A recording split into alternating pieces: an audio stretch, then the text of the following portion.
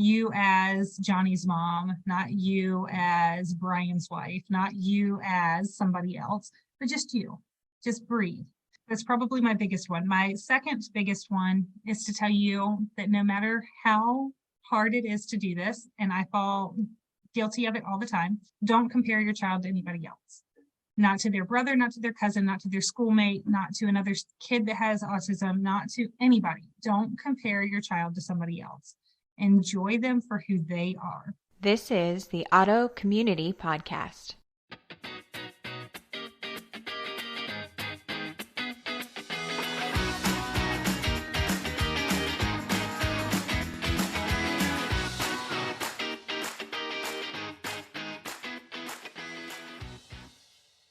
All interviews presented on the Auto Community Podcast are designed to provide information and inspiration only. Guests of the podcast may present opinions and anecdotes that are solely their own. And as always, before beginning any treatment protocol, consult with your preferred medical provider. Hey everybody, welcome to the Auto Community Podcast. I am Erin, and I have a guest today who began her journey with the autism community with her own daughter's story. She created an organization called Abilities Workshop, and I am happy to have her as my guest today. Welcome, Jeanetta Bryant. Hey, thanks for having me. I'm glad to be with you today. Yeah, so tell me a little bit about what you do. What is Abilities Workshop? Oh, I feel like that's such a loaded question. It's grown so much over just the last couple of years, but Abilities Workshop is a soft place for parents to land when you're trying to navigate a diagnosis.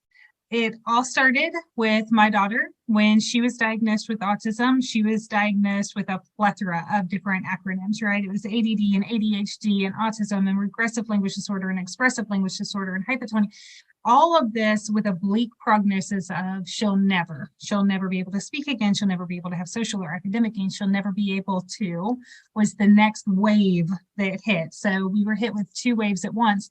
And I understand that doctors feel like it is becoming for them to give this realistic outlook. But really and truly, I feel like they're just trying to rob you of your hope. Because ultimately, we as parents have to be hopeful that our 3-year-olds are going to continue to develop in a way that they may one day be independent functioning, right? We have to hope for that, or otherwise all of this fight just seems so bleak and bad. So in our case, we got that diagnosis, and we were really, really fortunate that God had a hand in our story. He sent a lady into my office. I was doing interviews from a corporate world. And she sat there, and both of us realized she was overqualified for the job, but it didn't stop the two of us from being chit-chatty. And I divulged to this perfect stranger that my daughter was diagnosed with autism the day before. And lo and behold, she had written a book on it. And she's telling me about food allergies, and she's telling me about all this stuff because you need to do this for your daughter. And so within 24 hours, hope was restored in our world.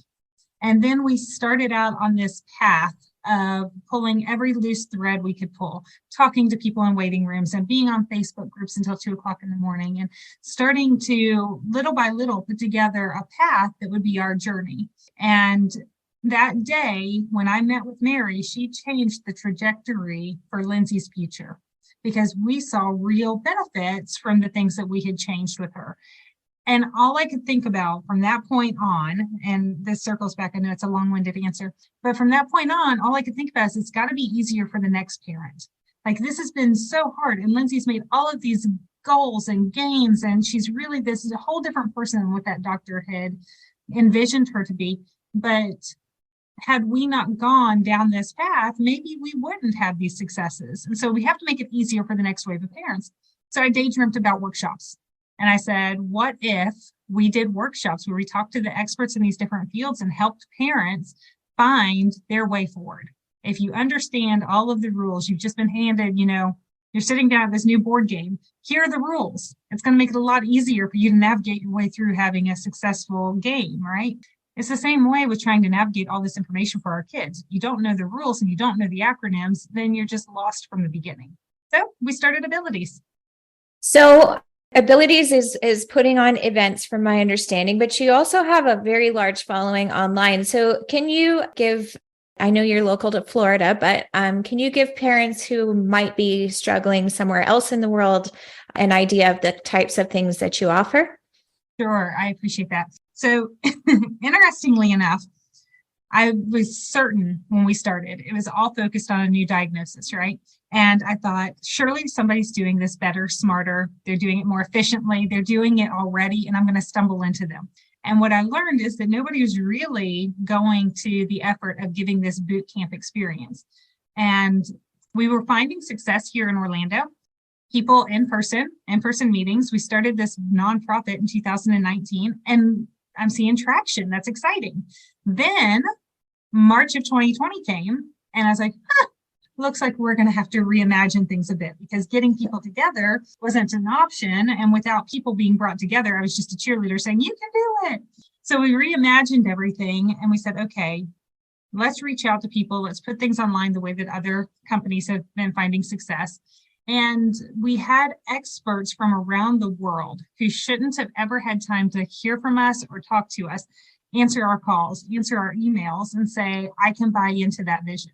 Had COVID not happened, these experts would have surely had their dance cards completely full, and we would never have been able to work with them. But because COVID happened and we were reimagining and they had time on their hands, they partnered with us. So we have experts from all around the world, which made our programs more than just a Central Florida footprint. Now we had a national footprint. We had a global footprint in a lot of aspects. We have listeners for our podcast in 29 countries, but we have here in the States and in Canada, a huge amount of people that have been able to go through this series by watching it online through the portal. We mail out the workbooks because I'm still very old school, but systematically, we went from just offering that starter new diagnosis program to having conversations with people, realizing, oh my gosh, we really need to help with developability too. That's catching your kid up with their chronological age. And oh my gosh, we really need to help with Dreamable, because that's helping kids transition into adulthood. And it's a whole new set of mountains to move, right? And then it was, oh my gosh, we need to help with Lovable, which is families in crisis whose marriages are falling apart, and homelessness, and having law enforcement encounters and suicide prevention. So we had to put Lovable out there into the universe. And so this catalog of programs continues to unfold, where we're really trying to make sure that we identify all the different families and where they're coming from, so that we can come in and help them, whether that's through publications, through our online stuff, through the free resources that we try to produce and put out there.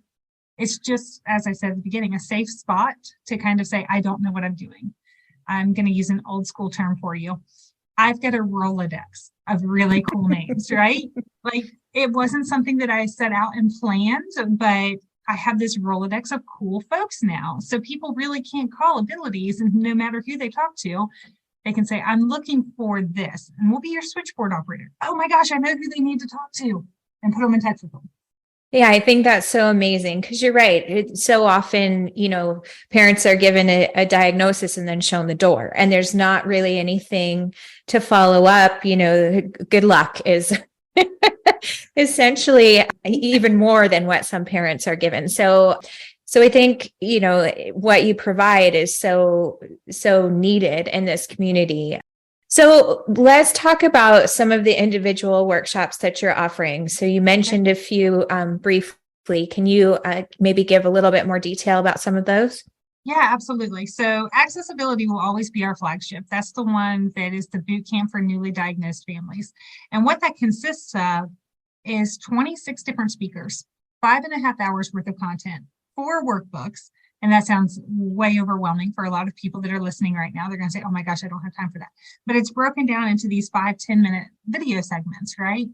And so if it's 2:00 in the morning and you want to watch a video segment, or if you're sitting in your kid's car, drive-through line for after school pickup, you can watch it on your phone for a minute, wherever and whenever you are. But it's brought together the conversation of what is occupational therapy, what is ABA therapy, what is aggression from a medical standpoint. How do we start to worry about that? How do we look at language development, as well as the government benefits and IEPs and self-care? Like, it's this plethora of all these different topics that really are your starter pack. When you're a new parent, it's so funny to me that hospitals just entrust us as new parents to take these babies home, right? Like, you don't have anything. You're sitting there going, really? I'm going to be the one that cares for this new life? But then the same thing happens to you when you're given one of these diagnoses. A doctor just casually tells you, This is the new diagnosis that you're dealing with. And we aren't trained for that. We don't have any idea where to begin. I think it's comical that so many of these doctors will say early intervention, you've got to do it. But nobody says what the it is. They don't tell you that that consists of ABA and occupational therapy and speech. They don't tell you all that. They just say early intervention, you've got to do it. So accessibility is really cool for that purpose. But like I said, as you have conversations with parents, you start realizing that that's not the only sticky point. That's the first sticking point that we all stumble into together, where we got to get our barriers. But then say you've used ABA therapy, you've got a great IEP, and your child has hit a plateau and you don't know what more to do. You're not seeing them make gains. Well, developability needed to be created with some of these more obscure therapy options. When we're talking about vision therapy, and we're talking about play therapy, and we're talking about listening therapy, those aren't things that are normally talked about in an IEP table, but they might be one of the keys to help your child's abilities be unlocked even more so. So you got to know about them. So it's a whole series of kind of these more obscure hidden ideologies that we bring in and say, maybe one of these helps your child. Trust me when I say that they're very successful with the people that they help them in spades. My daughter's 12. She'll be 13 later this summer. And I'm talking to these veteran parents that are really the trailblazers of our community. And they're telling me about things that they're doing with their child that's 22, or the struggles that they had on trying to figure out guardianship. And I'm sitting here going, okay, that's a whole different workshop. That's a whole different group of people that need to talk about, what school do you go to? Where are you going to live? How are you going to get around? Are you going to a day facility? Are you going to, or how are you going to navigate relationships and bullying? And, like there's this whole another set of mountains that you don't even know that you're about to encounter. And if you don't start thinking about it at age 14 or before, then it's going to sneak up on you in a hurry. I'm sitting here, and I say this often, I don't have, and I think a lot of your listeners will identify, we collectively don't have the option of planning one future for our child. Mm-hmm. We have to plan two. One where they're completely independent, and one where they need support, right? Like we don't get to look into the crystal ball and say, oh, our child is going to be independent by this age. But we can say, wow, they're doing really well, and that's a possibility. So I have to plan a future for Lindsay where she goes on and she's a thriving member of society. But I have to have this other plan in my back pocket of my just in case, right? Like just in case that doesn't happen, what am I setting up for her? And I just I didn't realize that I needed, and this is me sitting here from the vantage point of dealing with nothing but resources all day long, that we needed to start working with her as early as age 14. Mm-hmm. Kids go into public schools, their IEPs are usually stripped down to nothing. And it's celebrated instead of being a concern. The school's like, oh, your child doesn't need this anymore. Isn't that great? And so the parent goes, oh, that's great. And they let go of that part of the IEP. Don't ever do that for anybody listening. Be happy that they're saying that progress is being made, but stand firm in saying, I want to keep that as part of their protocol. And knowing that schools are going to do that when they go into high school is half the battle, getting your mind prepared for what's going to come. So those are some of the parent ones. And when I made mention briefly of Lovable, it's one of our programs. Now, all of our programs, we'll give away the programs on scholarship, but their full retail is only $39. It's not like this is a huge investment for folks. But I do recognize that sometimes that $39 needs to go to therapy copay instead of to this. So, but then Lovable is completely free. It is one of those things where we fill up families day after day after day of hope and encouragement. This is what you can do. Help. We'll come alongside of you. We'll help fight with you, right? But then there's some families, and I call it the ugly underbelly of the special needs world, because everybody cringes when you hear these things. Oh, I've got a friend, and this friend is homeless right now, and she's got a child that has special needs, and everybody cringes because you don't know what to do to help them. You say, ooh, I don't know, that's a tough one. Or this kid has been expelled from different schools or whatever it might be, and you don't know what to do. So we felt like if we were going to hang our hat on the idea of helping families, that we needed to help them in all capacities, even the ones that were tougher conversation. So we put together a resource workshop for those families that are struggling too, because there are really families that are out there right now at the end of their rope that don't know what else to do, and they're considering taking their child to the hospital to leave them as a ward of the state because they don't know what else to do. They're mentally done. So how do we bring those families back? How do we pull them back together? I'm not trying to give them a how-to guide on leaving their kids somewhere. We're trying to pull them back and say, here, try doing this, look into this. These are some different areas that we can address together. And it's just rather important. But we do it through so many different ways. The workshops we've talked about, but then we have podcasts, like I mentioned, where we just talk to these different doctors from around the world and have candid conversations about aggression, or we talk about sleeplessness, or we talk about whatever it might be that most of these guys are charging an arm and a leg for. And they're lending their time and talent to this platform so that they can reach more families and let them know, check into some of these key areas. These are the things that I look for. And that's a huge resource. We also publish resource directory guides, and we have a national resource database. It's all in an effort to have somebody be able to find their answers a little bit more easily, because we have more and more families that need help. You hear it all the time, right? If you meet one child with autism, you've met one child with autism, because they're all so uniquely different. We recognize that. But if we can be that switchboard operator, if we can be that little bit of help to somebody that says, I just don't know what to do anymore, then we ask them to land here. Yeah. And I think that's huge. I think, so often I hear conversations where people are talking about, well, we need to accept autism as people who are differently abled, or, whatever they want to communicate about that. And of course, we need to accept all people, but at the same time, if your child was diagnosed with cancer or something like that, we wouldn't say, oh, you need to accept that your child has been diagnosed with cancer. Okay, maybe it's terminal, but essentially there's no reason not to assist that person in leading the best quality of life possible.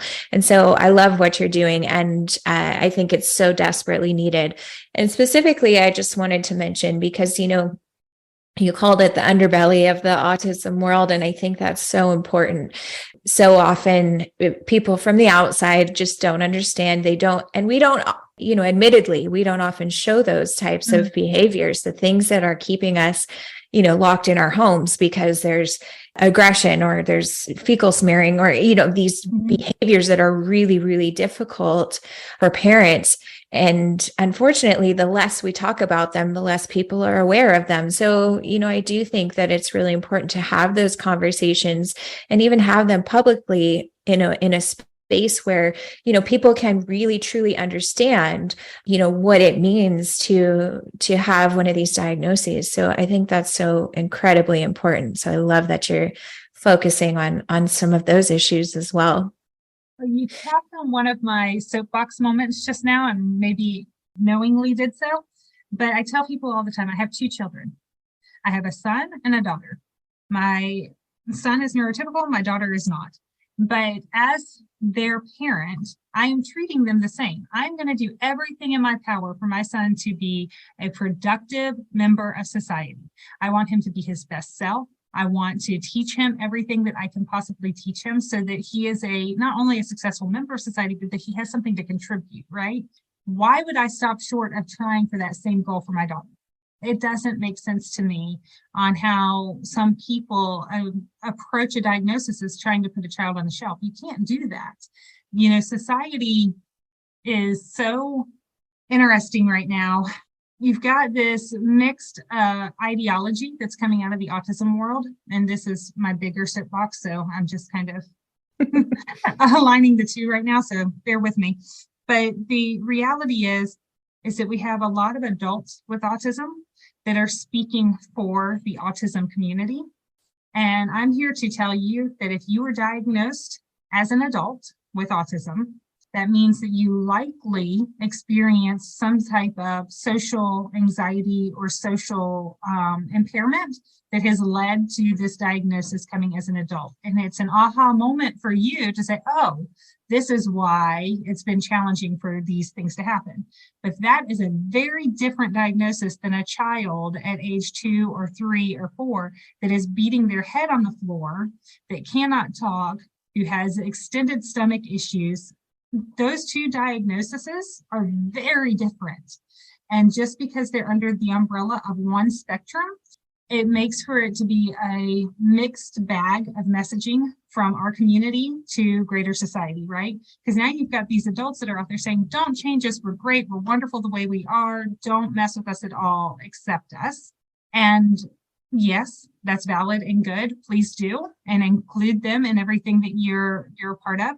But they're cutting these parents at the knees that are begging for help for their child. And it's not as flashy or pretty to talk about the isolation or the fecal smearing or the days on end that a child won't be able to sleep, or the meltdowns that come with some of these things because they are so overwhelmed. They're just so radically different. How they have the same diagnosis to the outside world is beyond me. But we've got to get the message across that we that have children that have been diagnosed young, that are either nonverbal or have medical impairments with this diagnosis, need support in every way we can get it. We need it in a million ways. And so, I feel bad for that newly diagnosed family that's coming into this, and they get a diagnosis at the doctor and they don't know what to make of it because the doctor's saying your child's never going to do. And then they're looking at this adult with autism and they think that magically, if they do nothing, their child's just going to morph into being that adult with autism. And they're not. And so it's just it's a mess. It's a mess that's been created by too many people wanting to speak for the community at whole instead of just for their own personal experiences. So, cautionary tale. If you're a parent with a small child, speak for yourself. Don't try to speak for the adults. And adults, try to speak only for what you've experienced as you've gone into adulthood. Try not to cut our parents at the knees because it's really two very different worlds. Yeah, absolutely. I couldn't agree more. So I've been speaking to Jeanetta, the warrior, but I'd love to speak to Jeanetta, the mom. So tell me about your experience going through all of this personally, and, what led you to sort of move away from the corporate world and move then into this space of creating all of these wonderful workshops and support groups for parents. Such an interesting question, because I feel like so often my identity is wrapped up in abilities, right? Like this is what we've been fighting for so long, that when I break down all of those walls to say, who am I and what is our story like? I feel like I identify with every one of your listeners. When I speak to a parent, I vividly remember the points of trauma. So Lindsay was diagnosed on March 31st, 2014. That day will never fade from my memory, right? I remember stepping into that meeting, that appointment with the doctor, and I honestly thought that she was just taking new patient questionnaire questions. I didn't realize that we were in the middle of the assessment. It was a lot of questions, but I thought it was just new patient type of questions that she was asking. And then for her to flip and tell us all of these things, I didn't even know what autism was. I knew that there were red flags. I knew that Lindsay wasn't behaving properly. I knew that there were issues, but I, honest to goodness, did not know the definition of what autism was when I stood there in that room hearing her tell me that my daughter had. It was the first thing I looked up on my phone on my way out, right? And I think that through those moments and the fact that they're seared into my mind is what makes me unique in some respects to really want to support these new diagnosed families. I remember the first time that I thought that I had the school system figured out, and I'll take my daughter to this school for these days, and I'll take her to this one on these days. And I did these home visits. And I had put so much effort into manufacturing this perfect element of how Lindsay was going to be successful, only to watch it completely disintegrate and say, I don't know what I'm doing.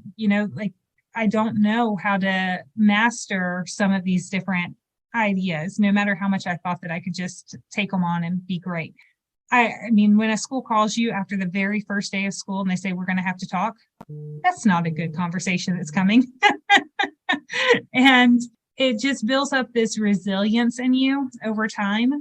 I think that special needs parents, we've got some really thick skin. We just need honest communication, right? We don't want somebody to sugarcoat things for us anymore. We know the harsh realities, but we just need somebody to tell us what they can do and what they can't do because we don't have time to play. And I think that's still there with me. And just like every other parent that's listening, Lindsay's done really well. We, if anybody's familiar with the ATEC score, that's the Autism Treatment Evaluation Checklist. It's a subjective online free tool that you can go to, and it'll ask you questions, always kind of, sort of, these type of answers, right? But if you go through and you answer the questionnaire, it spits out a number at the end, and the number is your watermark.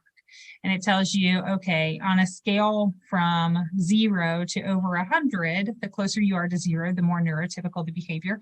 And the higher you are, the more autism symptoms you are showing. Well, the height of Lindsay's symptoms, she was a 98. Today, she's a 2. That's incredible. The kid that was never supposed to talk again, I'm often telling her to hush in the kitchen. She's just a funny kid, and I get to enjoy that from a front row seat. But, had I not been introduced to the right people, had I not been overly social in waiting rooms, I might not have learned about some of these things that were going to help Lindsay. And I encourage the folks that are out there right now to make small talk, to be friends with people, to not be poisoned by social media, but to use it for the good that it can contribute. I think I'm rambling a little bit, and so I'm sorry for that.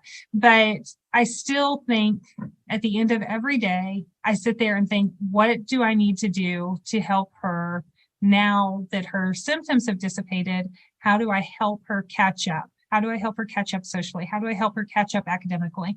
Because I no longer believe that it's never. I just am still looking for all the tools, and I still carry the guilt of saying, oh man, maybe I should have done more already.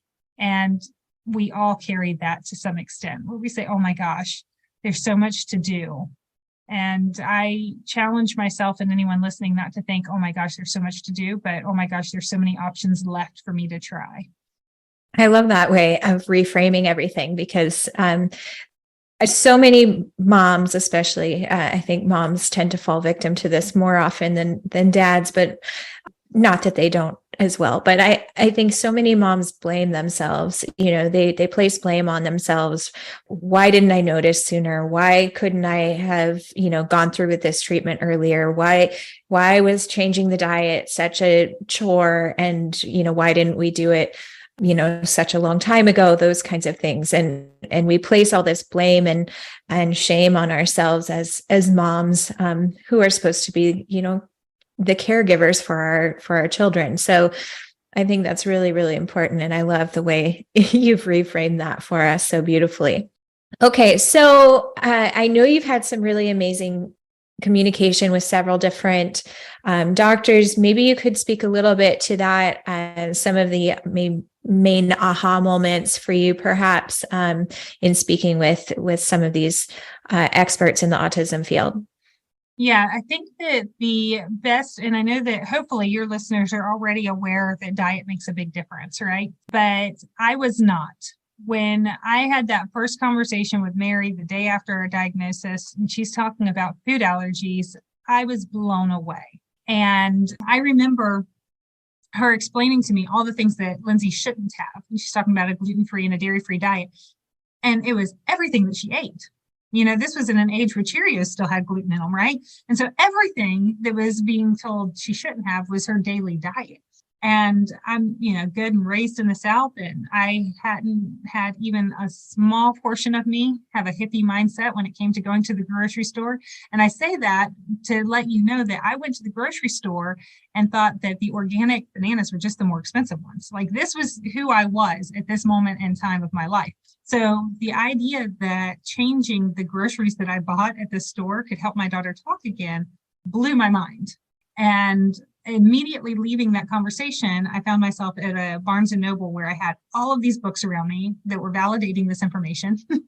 And I called my husband on the way home and I said, okay, I don't know if this is going to work or if it's not, but I am seeing a lot of information that's telling me that we need to change her diet.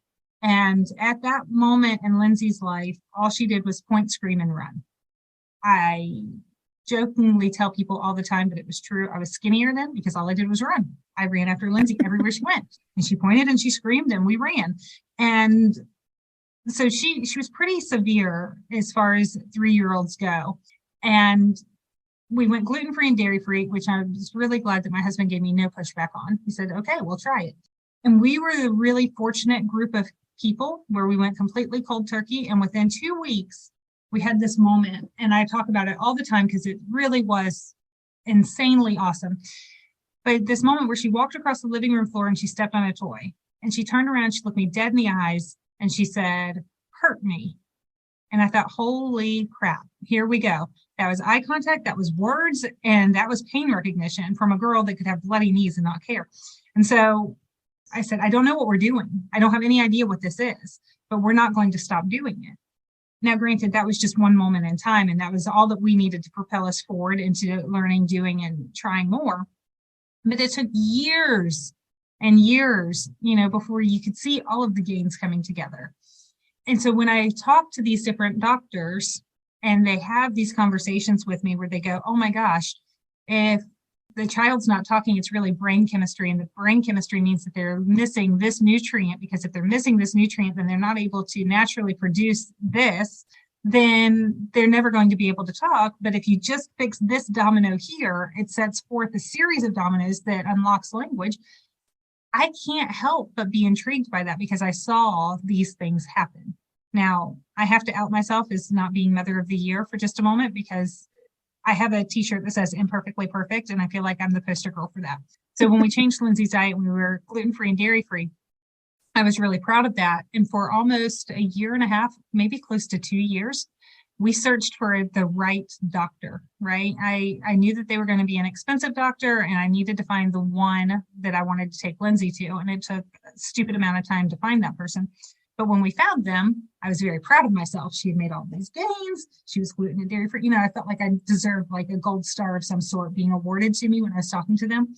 And then we got back her food allergy testing and found out that she was allergic to tree nuts. And so I'd been feeding a girl almond milk 3 times a day, and tree nuts were just as big of a factor in her life as the milk. And so for anybody else out there that's saying, hey, I'm trying my best, but sometimes life's going to kick you in the teeth, that was my moment for me. I'm going, well, that was real good. I wonder how many gains we would have had if we'd actually gotten her tested for her food allergies a little earlier. But the doctors, when they say these things to me now, I can't help but get excited by them. And I realize that one trick might only help 20% of our kids, or that one trick might help 10% of our kids. But for that 10%, that's everything. To learn about the different things that you can change in your diet or in your body, for that matter, and it changes your aggression and it changes your sleeplessness. This is insane. Our bodies are remarkable, and they will heal themselves and they will overcome things. Learning about how music therapy makes all of your brain light up at the same time, so that if one area is weak, another area will make up for that deficit because of music is happening. These things are incredible. Like, our bodies are incredible. And I think every conversation where I learn a new technique and a new thing that helps our bodies heal themselves, they're all worthy of being noted. There's not one that I could identify over the rest. Yeah, I think that's brilliant. I will say, just to add on to your comment about gluten-free and dairy-free, there are very few cases where I've seen that not be helpful for the families who truly, truly commit to it. One thing that I think a lot of people fail to understand or recognize, especially when they're starting all of this, especially with the dietary changes, gluten actually remains in the body for about 30 days. And so if you don't go, and completely gluten-free for 30 days, they're still going to have elements of gluten within their system. And so unfortunately, I hear people say, oh, well, we tried it for a week, or, oh, well, we tried it for 3 days and it didn't make a difference. It's like, well, okay, but you really need to commit to those kinds of things. And I think that's really, if I'm being 100% honest, the children that I'm seeing who, get those drops in their ATEC scores and things like that come from families with parents who are very committed. And you really kind of need to have that mindset that, okay, I'm going to commit to, this, or this, whatever intervention it might be. I think that's hugely important. So you're so right. And to piggyback a little bit further, it was explained to me that, and you can go and you can read on this, but the way that gluten breaks down in a lot of our kids with autism when they metabolize it, that it turns into morphine. This is why they're in a fog. This is why they are, pain tolerance is so high. This is part of that. It's absolutely crazy. I know that there's people that think I'm nuts for saying that, but look it up. The way that it's metabolized in our kids, it will turn into morphine. And that's why they become little junkies when you take it away from them, right? And they'll start searching out the goldfish that are in the back of the car underneath of a seat, and they're wanting to eat that. And you go, why would you want to eat that? Because they're looking and they're craving that fix, if you will. If it's not 100%, and I know that it's somewhere around 70%, I think that gluten is one of those things for our community. 70% is a lot. I realize that's not all, but that's a lot. And that's why you hear so many people talking about diet, because they are one of those 70%ers. But if you don't fully commit, you will never see. Legitimately, you will never see the benefits. You have to fully commit. It has to be for a duration of time, and it has to be cold turkey. If you're weaning off of it, or you say, oh, well, we'll just have this, or we're going to go, we call it gluten light at our family because I'm gluten-free and Lindsay's gluten-free, but my husband and son are not. So you can't go gluten light with a child that cannot tolerate it, right? You have to go 100% or you won't see the results. It's so funny that I've had so many people have such strong results. I had one mom that I was working with, and her daughter started doing so well. And she was supposed to see the developmental pediatrician like 2 or 3 weeks after she and I had spoken.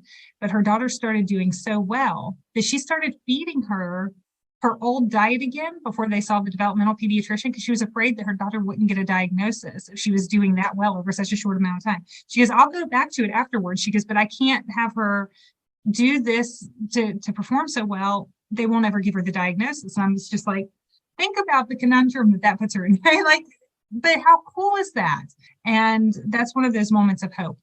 I realize it's not for everybody. I also realize that there are some people that I got pushback from, because when I started seeing this unfold, I said, I wanted to shout it from the rooftops. Here I was, somebody that didn't believe in anything organic or natural. Like, you have me now as a believer. I'm your poster girl wanting to spread it from the rooftops. But I would run into these families and they would tell me, just like what you said, oh, that didn't really work for us. And I couldn't understand how it didn't help them any. And then I realized that some of these families have been on this journey for so long.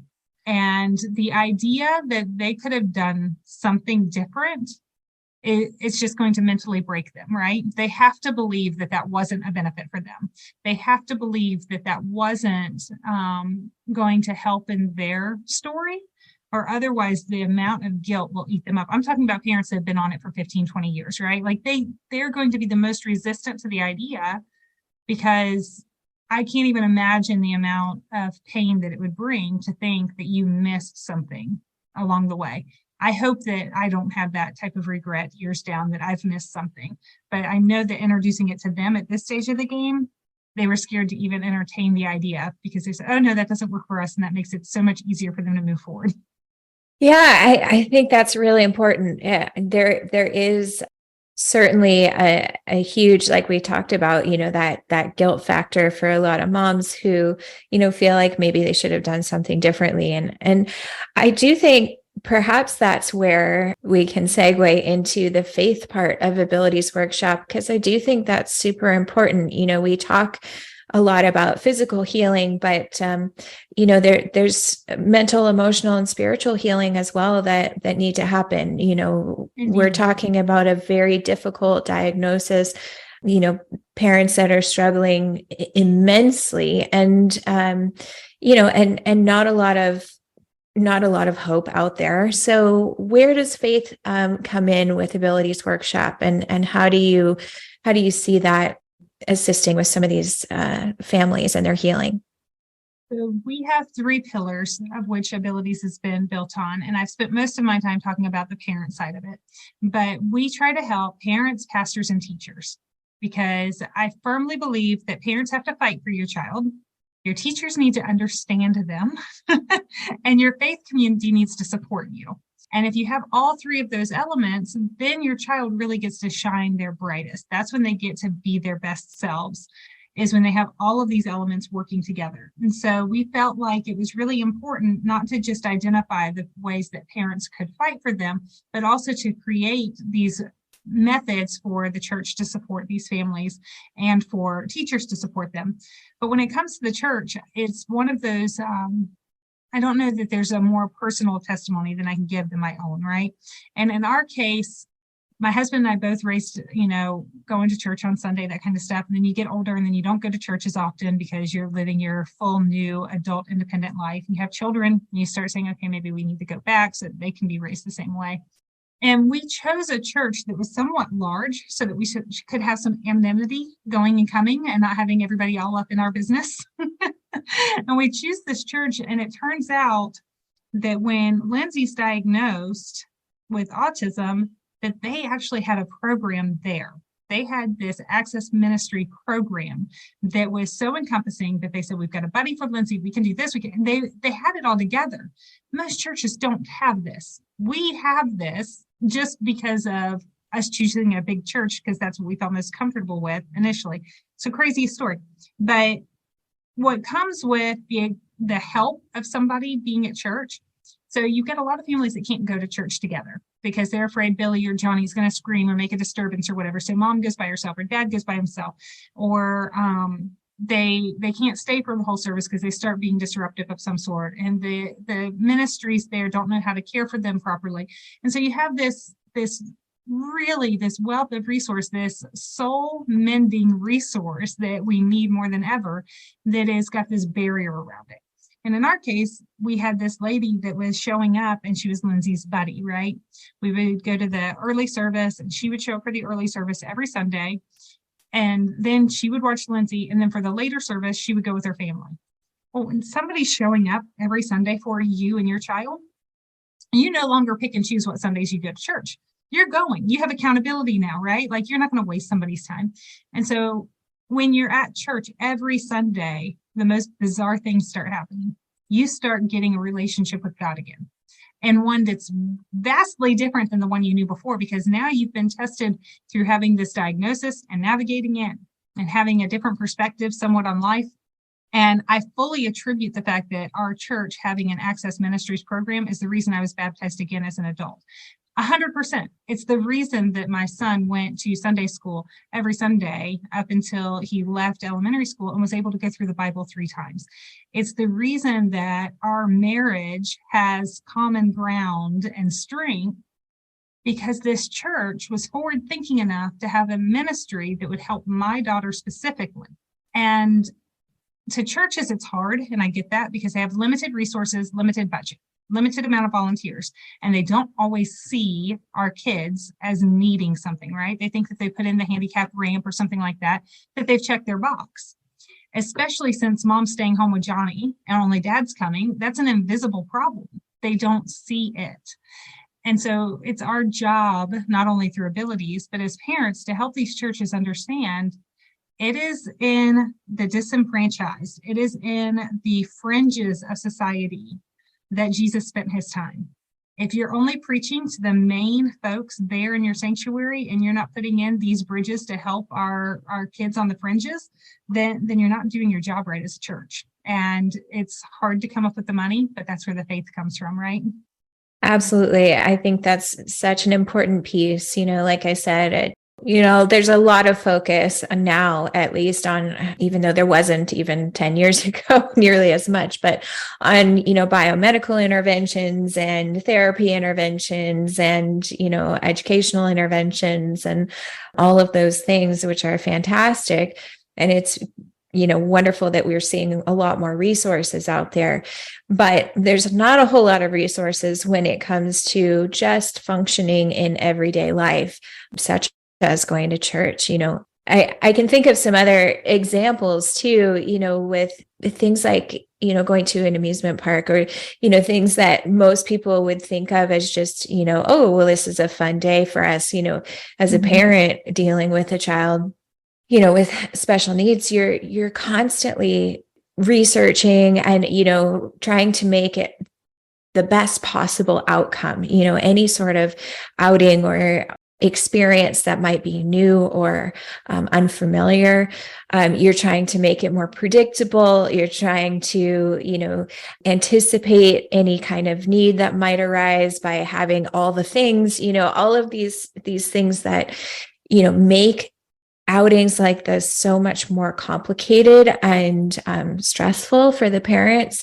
And so if we can create an environment, even in the church communities where, okay, this is a place where we can go and we can feel safe and comfortable and not have to be worried about all of those extra things that come along with, getting out of the house, which, can be a huge chore for so many parents. Yeah, I mean, and like I said, I realize that there's budget and volunteer restraints and that kind of stuff, but really all you need to do is care, because you'll have people say, oh my gosh, I don't know how to handle Johnny. I don't know what to do with him. I don't know. You care. And then you ask a couple key questions and the parents will tell you what to do. You don't have to learn it all in advance. You learn as you go. So maybe you get 30 minutes of the service and before you have to call the parents and say, okay, I don't know what to do right now. And maybe the following week you get through 45 minutes before you call and say, I don't know what to do. But each time you call and say, I don't know what to do, you're learning a trick to figuring out Johnny, right? So you just jump in and you start working as best you can. You get as much advice on the front end as you can, but you don't let that be your barrier for not doing it. You just learn as much as you can. And you're a friend to these parents. That's all that's required, is wanting to give a little of yourself and realizing that you're not going to have all the answers, but they're only a phone call away. Like they're just down the hall. They're right there. You're just helping for an hour, and it's meaningful. It's life-changing to that family. So on that note, what might you say to a parent who's struggling? Are there maybe, a few top tips that you might give to a parent with perhaps a new diagnosis, or maybe a parent who's been at this for a while and feels just beat down by, the pressures of general society and the difficulties in caring for a child with special needs? What might you say to them? So I'm the queen of unsolicited advice. So thank you for asking. But I feel like the first thing to do is to breathe. In every situation, you're going to be okay. You're going to get through it. No matter how intense, no matter how bad, no matter how scary, you're going to get through it. So continue to breathe, right? Self-care is important. And when I tell you self-care is important and you say, I don't have time for that, and everybody gives you the cliche of, oh, you got to put your oxygen mask on first. And that's true to an extent, because if you just wear yourself out, you're never going to be there. In self-care, a friend of mine said this, and I've stolen it since, but self-care can be as simple as a Snickers bar hidden on top of a refrigerator that nobody else knows about, right? That you go to at 10 o'clock at night, and that's just your moment where you're decompressing. Self-care can be a walk around the block. Self-care can be a cup of coffee before everybody else wakes up. But just take a moment and breathe and think about you, not you as Johnny's mom, not you as Brian's wife, not you as somebody else, but just you. Just breathe. That's probably my biggest one. My second biggest one is to tell you that no matter how hard it is to do this, and I fall guilty of it all the time, don't compare your child to anybody else. Not to their brother, not to their cousin, not to their schoolmate, not to another kid that has autism, not to anybody. Don't compare your child to somebody else. Enjoy them for who they are. And, there's no linear line to a child that's recovering or to a child that is defined on not having symptoms. They don't go in sequence, right? I have seen some children that are completely nonverbal that can draw and write and do things that are insane. And you look at another child that is learning how to talk, but they can't write. There's no linearness to this. You can't say, oh, I've gone through phase 1, then I've gone through phase 2. So do not compare them to somebody else. And that is really, really challenging because it's so easy to do on saying, oh, but my other child was doing this at this age, or I'm not able to, or they don't understand this yet. That's the one that'll get us all fouled up real quick. And enjoy the small victories, which sounds like something that all of you are probably thinking, duh, that's all that we get are the small victories. Of course, we're going to enjoy them. But I mean, really enjoy them. That time that your child lets you brush their teeth without having a complete meltdown, or brush their hair without the meltdown, or eat something different, or learns how to say just 1 or 2 words. Like those moments, you've worked so hard to get there. Don't diminish that by saying, I wish it was more.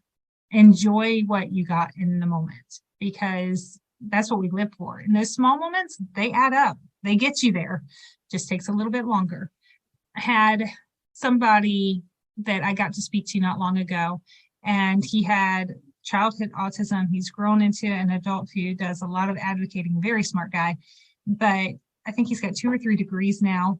But he didn't move out of his parents' house until he was over 30, right? He didn't have any good friendships until he was over 30. He's now married and he has a child and he's traveling around. He's living life beautifully. But I mean, all the way through his 20s, he was having major struggles. And to somebody else that might beat you down and say, oh, I wish you were doing this by now. His life has turned out amazing, but it wasn't until he was in his 30s that things started clicking. And so try not to put a timer on it. Allow yourself to enjoy and embrace the moments that you're in. Because really, I mean, we say our kids are an adult at 18. I think that there's a lot of parents that would say, oh no, my kid's 25 and they're still not acting like an adult. And that's a neurotypical child, right? And so it's really society that says 18. It's really society that gives these different watermarks that we're supposed to live up to. Let's let our children guide us a little bit. I think that's brilliant. So Jeanetta, where can people find you and find out more about these amazing workshops? So call us and go on our website. Our website is Abilities. That's plural. So there's a lot of I's in that, but abilitiesworkshop.com. And check out, any of the information that we have on there. We've got a lot of free resources on there. But at the end of the day, if you don't care about the resources, you don't care about the workshops, you don't care about any of the other stuff we're doing, you just have a question, call us. It's okay. We have no judgment over just being a switchboard operator. We actually really enjoy basking in that moment because it means we're talking to somebody and we're able to be a friend to somebody who desperately needs just an answer. And I'm good with that. It can be a 30-second phone call or a 30-minute phone call, but call us, come to our website, see how we can help you. I love that. Thank you so much, Jeanetta. I think you're a wealth of information and such an amazing resource for so many parents out there. I wish we could do this for another hour, but yeah, you and your entire audience are humans that are y'all should all be so proud of yourselves. It's just a great thing that y'all are all putting together and doing. And thank you for fighting the fight alongside of me and all the moms that I've known and dads that I've known along this journey too. Absolutely. I always love connecting with my fellow warrior moms. So thanks again, Jeanetta. Everybody take care. Bye-bye.